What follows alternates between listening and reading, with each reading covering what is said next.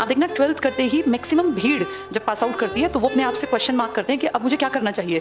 जैसे आज से 10 साल पहले लोगों में इतनी समझ नहीं थी 12th के बाद क्या करना चाहिए, पिटे हुए ढर्रे पे जो सब कर रहे हैं वही मैं करूँ। अब ऐसा नहीं है, अब 12th के बाद बच्चा सोचता है कि मैं क्या करूँ जिससे कि मैं जल्दी इंडिपेंडेंट बन जाऊँ।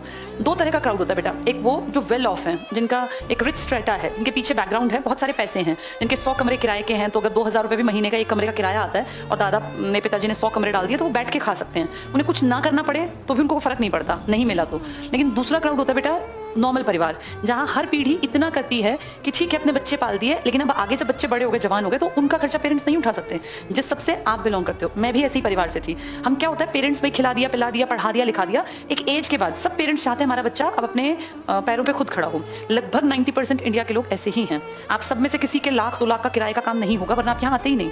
हम सबको खुद कमाना है, इंडिपेंडेंट बनना है। इनफैक्ट आप में से कुछ के घर में हो सकता है मजबूरी भी हो, जिनके पिताजी बीमार रहते हैं। कई ऐसे परिवार भी तो होते हैं भाई बचपन में पिताजी गुजर गए, माँ ने जैसे तैसे करके पाल पोस के बड़े किए, अब हमारी जिम्मेदारी है। तो मिडिल क्लास। तीसरा होता है बेटा बहुत ज्यादा गरीब पुअर, ये फिर नहीं पढ़ पाते क्योंकि इनको कंडीशंस नहीं मिलती, जिसके सर पे छत नहीं है, घर में कोई कमाने वाला नहीं है, रोटी के भी मानते हैं। पढ़ाई तो बहुत बात की बात है ना, पढ़ाई तब अच्छी लगती है जब पेट भरा हो। जिसके पेट में 4 दिन से रोटी नहीं गई उसको पढ़ाई अच्छी नहीं लगेगी। ये लोग नहीं पढ़ पाते, इनको जरूरत नहीं है। यानी सबसे ज्यादा जो काम करना पड़ेगा वो मिडिल क्लास बच्चे को करना पड़ेगा।